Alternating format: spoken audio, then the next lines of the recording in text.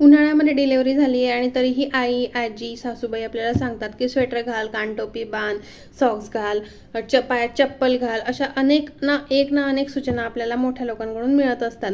परंतु इतका अक्षरशः उन्हाळा असताना आणि यावर्षी तर उन्हाळ्याने अक्षरशः उच्चांक गाठलेला आहे तापमानाने, आणि तरीसुद्धा जर स्वेटर, स्कार्फ, सॉक्स घालायला लावले तर आईला अगदी ते नको नकोसं होतं. तर खरंच याची गरज आहे का?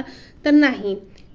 ह्या फक्त आणि फक्त मिथ्स आहेत की कानामध्ये कापूस नाही घातला, कान नाही बांधले, स्वेटर नाही घातलं, सॉक्स नाही घातले तर त्याच्यामुळे आईला त्रास होतो, शरीर फुगतं, पोट फुगतं, पोट नाही बांधलं तर पोट फुगतं, त्यामुळे पोट करकचून बांधायला लावतात, जे कधी कधी आईला अगदी सहन होत नाही इतकं.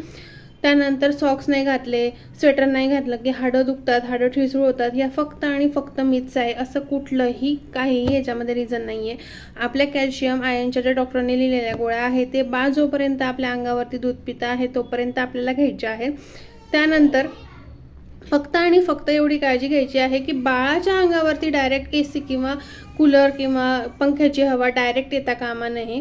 आई मात्र या सगळ्याचा वापर अक्षरशः करू शकते, फॅन लावू शकते, AC लावू शकते, काहीही प्रॉब्लेम नाही आहे. एवढ्या कडक उन्हाळ्यामध्ये उगाचच स्वतःला त्रास करून घेण्यामध्ये काहीही अर्थ नाही आहे. व्हिडिओ महत्त्वपूर्ण कामाचा वाटला असेल तर चॅनलला नक्कीच सबस्क्राईब करा. थँक्यू.